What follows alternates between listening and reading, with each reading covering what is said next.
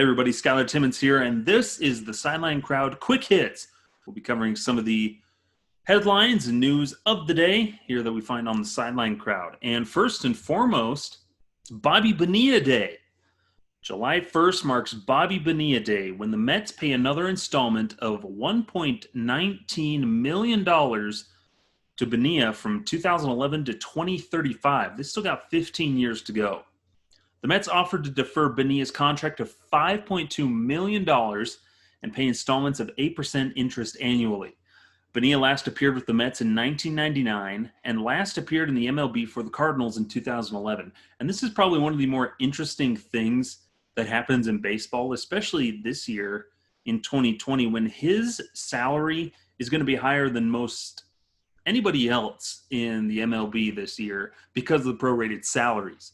So good on Bobby Bonilla. He used to be a really good player and then just didn't pan out with the Mets and financially worked out a deal. Good for him. So he's still getting paid $1.19 million, doing nothing.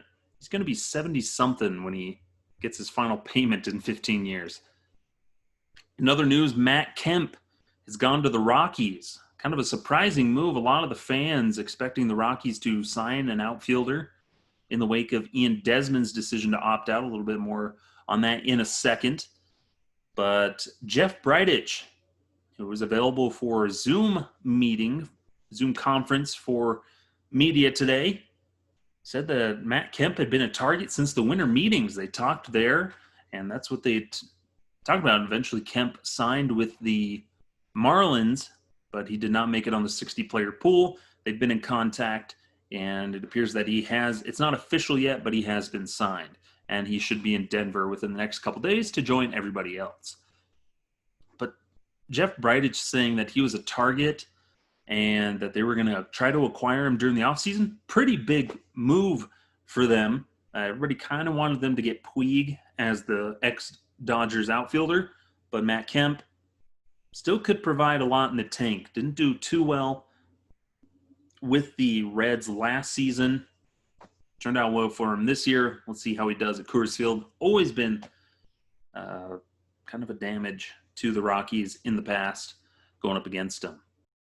So pretty interesting. Jeff Bridich also talked a little bit about Ian Desmond's decision to sit out, and really he's had those conversations and really applauded Ian Desmond for his decision. I believe a lot of the Rockies and everybody else is behind him for his decision. And if you missed that, Ian Desmond, Rockies outfielder, went to Instagram the other day and announced that he would be sitting out the 2020 season along with a couple of other players who have been coming out with that. Ryan Zimmerman, probably one of the bigger names for the 2020 season, deciding to opt out because of health concerns. But Ian Desmond kind of surrounds not only the health and what he needs to do to stay with his family, but also the cultural and society issues that are happening at the moment. Ian Desmond providing a very powerful statement on social media, citing problems of the white culture that can be found in baseball, as well as the lack of outreach to different communities to teach the game because travel teams and paid programs, which I totally agree with him. And everything that he's been going with, it's kind of turned into the rich kid game where you spend hundreds and thousands of dollars to get the best equipment, be on the best traveling teams, and to go play at these big tournaments. And there's a lot of people who can't do that.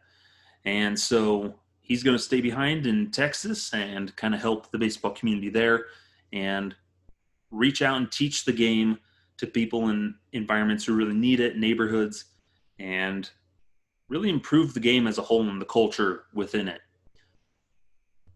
So moving on, we have the very first trade of this new 2020 season since the announcement, as the Padres traded for Jorge Mateo from the A's for a player to be named later. They have 6 months to figure out a player, so that'll be interesting to see how that works out. But now Mateo is now the 13th top prospect in the Padres system. The shortstop and center fielder has played 8 seasons in the minor leagues, 702 games. He's got a 267 average, 52 homers, and it looks like 302 RBIs. So Very speedy, adds another shortstop into the mix.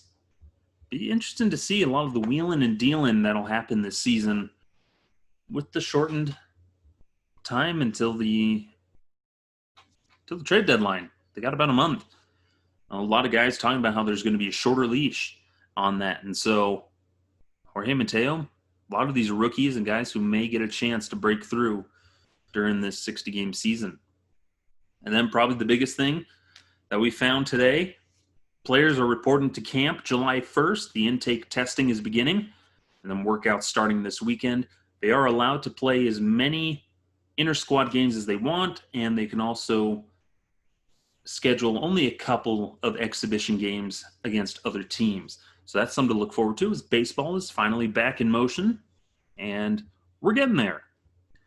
Now, here at the end, we wanted to cover a little bit of random news, specifically this day in baseball history. Back in 1859, the first college baseball game ever was played. Amherst defeats their arch rival Williams College 73-32. Some reports are saying 66-32. The game takes place near the corner of North Street and Maplewood Avenue in Pittsfield, Massachusetts. That is crazy, 73-32. Now, obviously, they're playing a lot different game back then than they were now. So they're playing under the Massachusetts rule, where the playing field was a square with no foul territory, with the striker setting up a line halfway between first base and home base. The bases were wooden stakes projecting 4 feet from the ground, 60 feet apart from each other. There were no balls in pitching. If a striker swung at a pitch and missed, he received a strike. But if he repeatedly decided not to swing at good pitches in an attempt to delay the game, the referee would give a warning and then start awarding strikes if he continues. It's pretty interesting how that thing works. I love looking at old-timey baseball, specifically the time when they could only throw underhand and the batter had to designate, throw it here, this is where I want it, and the pitcher would have to try and throw it where the batter wanted. Pretty crazy stuff. And probably one of the most significant differences that I love under Massachusetts rules was the ability to get a runner out by throwing the ball at him and hitting him. Could you imagine if that's how we still played today? The Astros, no holds barred. The Astros would be hurting. But I just love that tidbit of that's how you got the guys out, was just hitting them kind of kickball style. I don't know what's preventing the guy from just hucking the ball at somebody, and what happens when you bean a guy in the head and knock him out or something worse. So pretty interesting stuff. But first college baseball game happens in 1859. Unfortunately, there's no college baseball World Series. A lot of college programs are shutting down. A lot of sports shutting down as a result of the COVID-19 pandemic. But now, to end things out, random news of the day. Well, Generation X people and fans get a kick out of this. The MTV classic Beavis and Butt-head is making a return, but this time on Comedy Central. In this new iteration, Beavis and Butt-head are entering a whole new Gen Z world. Comedy Central has ordered 2 seasons of the new series with meta themes relatable to both new and old fans. Mike Judge, known for his time with Beavis and Butt-head and also King of the Hill, as I punch my camera, is set to write, produce, and provide voiceover for both iconic characters. Pretty interesting. 2 seasons. Who knows if Beavis and Butt-head will be able to survive in this kind of world right now. But there you go. We'll get some Cornholio back. And so get some Cornholio back. That'll be fun. But who knows how long that'll last. But yeah, Beavis and Butt-head making a return. It's been a while. But that's all the news that we've got for today. Just a couple of quick hits of some headlines here on the Sideline Crowd. Try and do this as often as you can, maybe once a day. Just some of these different pieces of news that's going on in the world of baseball and in the world in general. Get random stuff. But thank you so much for watching. We'll see you next time here on the Sideline Crowd.